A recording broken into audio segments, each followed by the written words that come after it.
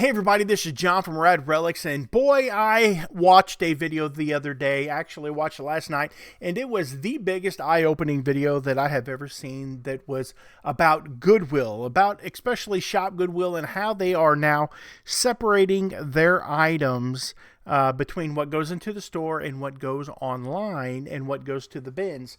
And the video is by a gentleman by the name of Tice Baby. I'll have the video linked below. And the title of the video is Where Goodwill's Best Donations Go. And this video, to say the least, it was a definite eye-opener to how eBay or Goodwill has shifted from being a brick-and-mortar store to really making a lion's share of their money now in the e-commerce online world. And I really find that to be a problem, and I think that that's the reason why we're finding a lot fewer deals at the Goodwill store. I go into my Goodwill and there is absolutely nothing on the shelves.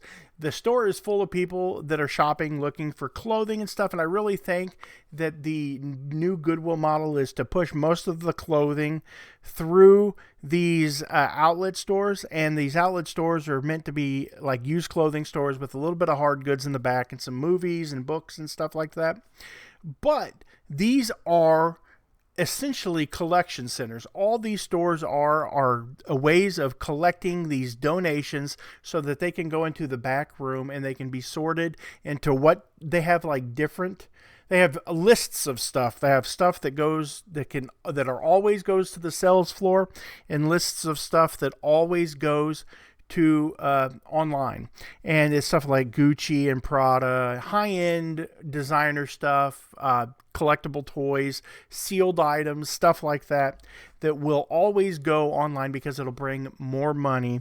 And I find that to be pretty interesting because I think that it impacts a lot of people that are resellers and thrifty shoppers alike, people that are going out looking for a deal. As a reseller, it limits my business so that whenever I go to these stores looking at stuff and say like at Goodwill, that most of the good stuff that I would like to find that would actually be like the money making, the bread and butter items, I'm finding that there's not nearly as much of that at the store. And for people who are accustomed to going to Goodwill and finding really cool stuff, I don't think that they're finding it either. I don't think they're finding a lot of stuff that they want. They might be able to find a t-shirt or something like that. But for the most part, I really think that both the reseller and the end user that they're looking for is leaving the store empty-handed. And it all started with the rise of shopgoodwill.com. I seen this coming years ago whenever I seen that Goodwill in their store. I could see that the quality of goods was slowly not what they used to be. I used to go into Goodwill and I would find I found Super Nintendos in the original boxes and like all kinds of really awesome board games and toys and video games and stuff like that. And then over time that stuff started slowly disappearing more and more and more. And and I realized that there was something going on, and then I heard the whispers of shopgoodwill.com, and I realized what was coming. And it's pretty amazing. In the video, the guy talked about the way they sort stuff. It comes in, they pre-sort all the stuff at the store into these different, what they call gaylords. They're the big brown boxes, and they pre-sort them into stuff, and then they bring the stuff in, and they have these big hopper things that like empty it out on the table, and then they dig through it.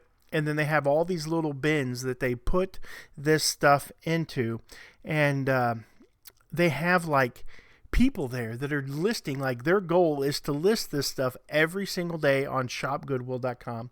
That they are there and they have to list like 40 items a day, minimum 40 items a day.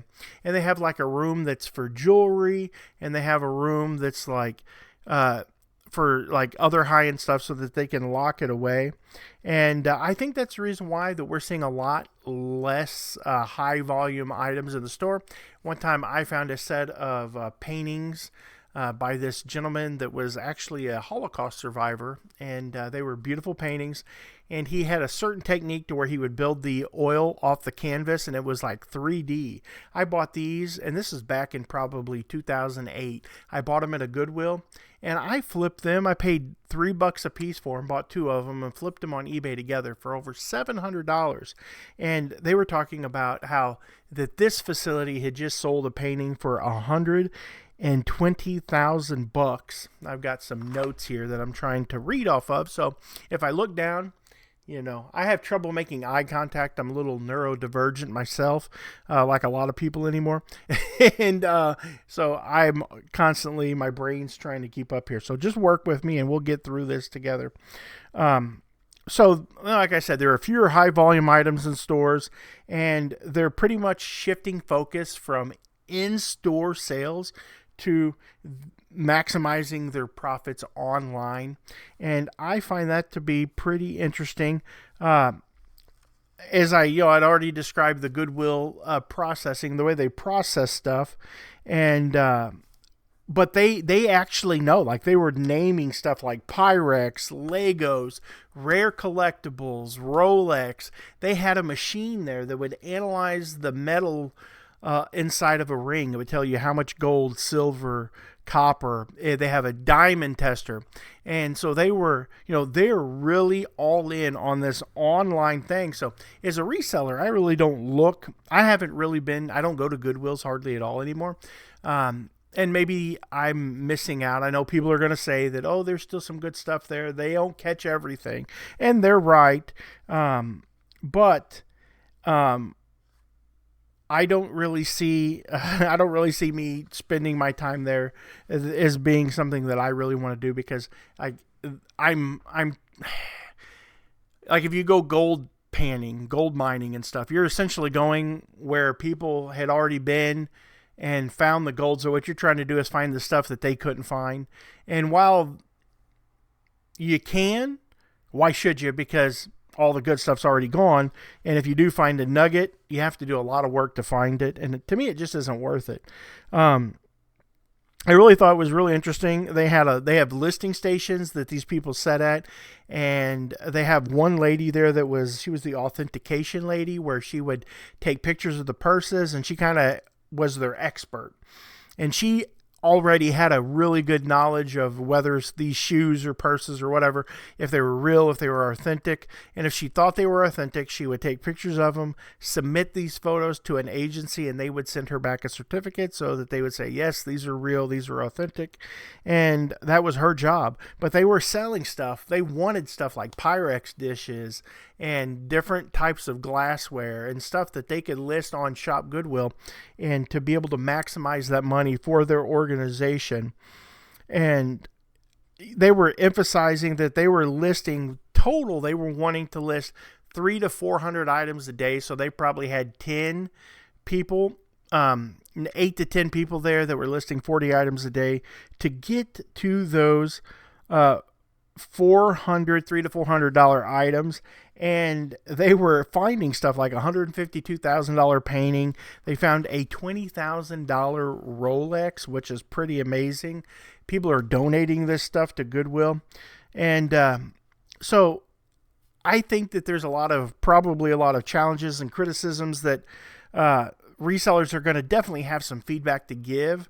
And Goodwill's official stance that acknowledges resellers, but it prefers selling directly to the end user. And I get that. I understand that. Like, that's kind of how resellers are the middleman, that we're going out and we're going to yard sales and auctions and all these places, and we're buying these widgets. I buy this for 10 cents and I sell it for $1.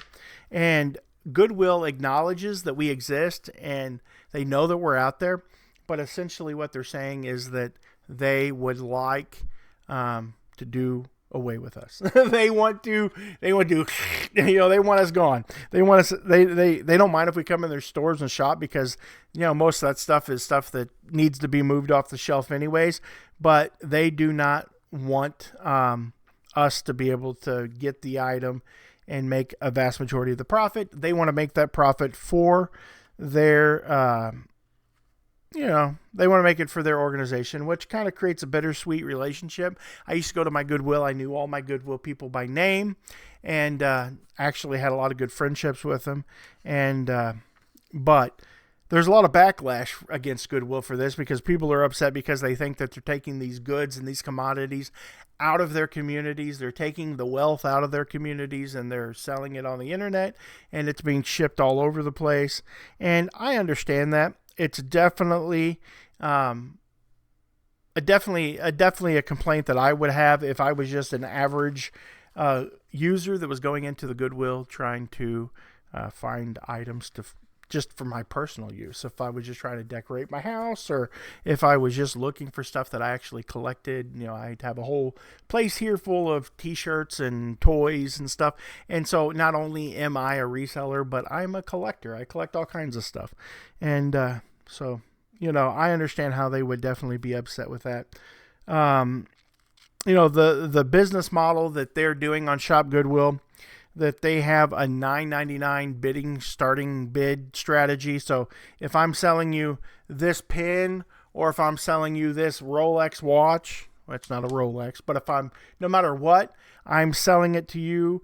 I'm starting it out at $9.99, and then I allow the bidding process to happen organically. And they understand that in the last few seconds of the auction, that's when people bid, and they start being very aggressive with their bids. And I'm not sure if Shop Goodwill, somebody might be able to let me know down below, but one of the things that I think that has killed the auction technique on eBay is not having soft closings. I think that if this item is ending and then at 1 second everyone has sniping programs and everyone's trying to bid on that item, that I think that if eBay would do a soft close, that it would bring auctions back. And if you can tell, if they could tell, they would see that stuff like, Whatnot and different auction sites that are really popular, and they all have soft closings, but not eBay. So eBay, if you ever watch this video, you definitely should be contemplating on going to soft closings. But that's all Shop Goodwill has. They don't have, as far as I know, they don't have any buy it nows. And, so they kind of stack up a little bit different as far as eBay goes. Like eBay does have buy it nows. They have, it's open to the public, so anyone can list there. Obviously, that's the big difference. It's not a private website like Shop Goodwill. But I don't understand why. I think it'd be a good idea for Shop Goodwill to create. I've thought this, to create an open platform where a guy like me could list my widgets on Shop Goodwill, and I think that would be, then they would make money and absolutely do nothing. But that's probably for a different video. So it stacks up against eBay in a lot of different ways. I think that I've speculated before that there could possibly be some shill bidding that's going on. I don't know. I could be wrong, but I feel like sometimes some of these items, at least when I was buying stuff off there years ago, I felt that stuff was going for crazy prices, and I'm like, why? But I could be wrong. So my takeaway and my advice for resellers would be last minute bidding if you can. Some of these have local pickups. If you want to buy from Shop Goodwill, some of these stores offer local pickups, and that's a really good idea. And there's opportunities with like books and different stuff. Like they only scan books. Like there is 2 women at this facility that scan books, and they scan 900 books a day, and maybe 100. Like I think the lady had listed 100 books out of the 900 that she had scanned.